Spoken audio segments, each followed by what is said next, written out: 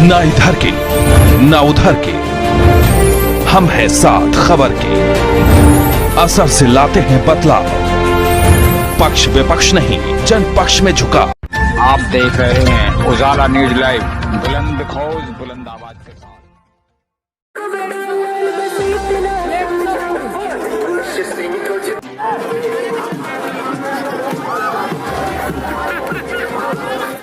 जनपद हापुड़ की विधानसभा 59 के किठौड़िया मोहल्ले में बसपा प्रत्याशी मोनू उर्फ मनीष के इंतजार में बेसब्री से इंतजार कर रहे बसपा समर्थकों ने मोनू के आते ही फूलों की वर्षा शुरू कर दी और भारी संख्या में समर्थकों ने मोनू को मोहल्ले में जाकर जन जन से मिलवाया। वहीं बसपा प्रत्याशी मोनू उर्फ मनीष ने मोहल्ले की चौपाल पर जाकर बाबा साहब डॉक्टर भीमराव अंबेडकर जी के चरणों में पुष्प अर्पित किए और उनका आशीर्वाद प्राप्त किया। तो वहीं बुजुर्ग, महिला व पुरुषों के भी चरण छुए। मोनू उर्फ मनीष ने पढ़ने वाले 10 फरवरी को वोटों के बारे में युवाओं को समझाया।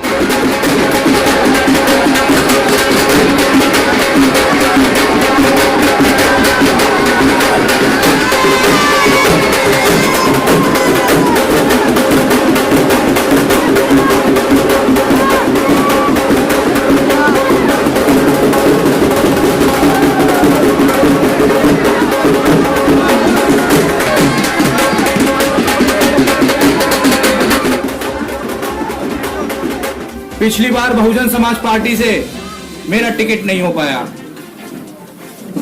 चेयरमैनी का इलेक्शन आया।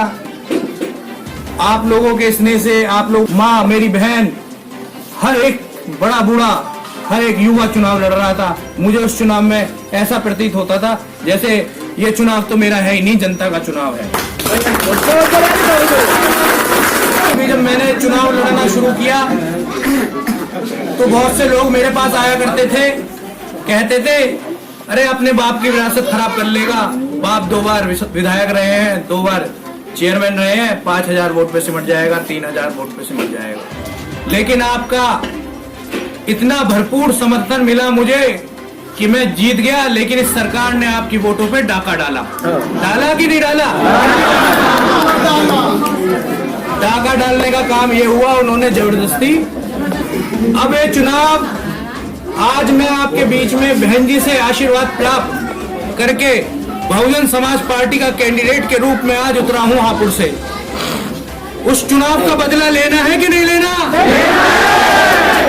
लेना है। लोगे कैसे? लोगे वोट से।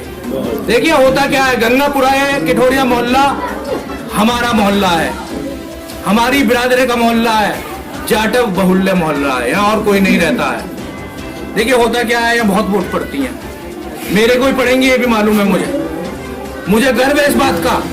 लेकिन होता क्या है, पहले जब आप विधायक जी को वोट करते थे तो हमारा पोलिंग 60-65% होता था और उनका होता था 30-32%। यही हालात थे। बिल्कुल यही। अब होता क्या है, अब उनका भी हमारे बराबर पोलिंग होने लगा है। हर बार आप ये सोचते होंगे, मेरी माएँ सोचती होंगी, मेरा बुजुर्ग सोचते होंगे, मेरा युवा ये सोचता होगा, यार वोट तो बहुत डालते हैं, जीत क्यों नहीं हो रही? सोचते हो नहीं सोचते हो? फिर ध्यान जाता होगा ये ईवीएम में गड़बड़ कर रखी है, या हमारी वोटों की चोरी हो रही है, या हमारी वोटों की डकैती हो रही है। अब इससे बचने का उपाय क्या है? युवाओं तुम बताओ क्या है इसका इलाज? कभी सोचा है? उस पे सोचने का काम करना है हमें। सोचने का क्या काम करना है? यहाँ माना तुम्हारी 1000 वोट है गंगापुरे में, तुमने 65% पोल किया तो वोट कितनी डली?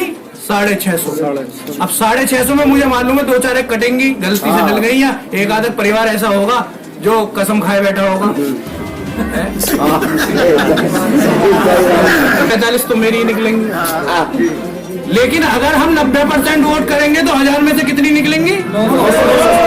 तुम खुद समझदार हो, क्यों 250 वोट का नुकसान करते हो? किसकी नुकसान कर रहे हो? अपना। वो 250 अगर मोहल्लों से बढ़ेंगी तो यहाँ से 5000 वोटों का फालतू तुम डाल के निकलोगे। समझ रहे हो मेरी बात? 5000 वोट तुम अदर कास्ट से एक जत्थे में किसी मोहल्ले से, किसी समुदाय से नहीं ले सकते। ले सकते हो? वहाँ बंटवारा है, तुम्हारे में तुम्हारी मुट्ठी तो जहां से उम्मीद होती है अपनी ताकत को समझो। ताकत जब है जब 1000 में से 950 डालो, 950 डालो। इसमें खासकर मैं अपने बुजुर्गों से नहीं कहूंगा, मैं अपनी माँ बूढ़ी माओ से नहीं कहूंगा, मैं युवाओं से कहूंगा, युवाओं को जिम्मेदारी दूंगा।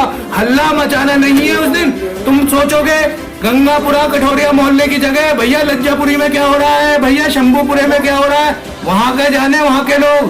पहले अपना वोट संभालो, अपना बूथ संभालो। देखो पहले एक नारा लगता था कि अपना बूथ जिता लो, अपना बूथ जिता लो। भैया अपना बूथ तो तुम जिता ही दोगे, तुम ही रह रहे हो, कोई बहुत बड़ी चीज नहीं है।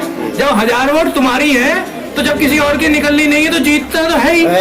अब बूथ की लड़ाई नहीं है, अब वोटों की लड़ाई है। वोट इतनी डालो, अगर 1000 है तो 950 वोट डालो। ज्यादा नहीं कहूंगा, अपील करूंगा। 2 बार आप मेरे पिता को विधायक बना चुके हो, 2 बार चेयरमैन बना चुके हो।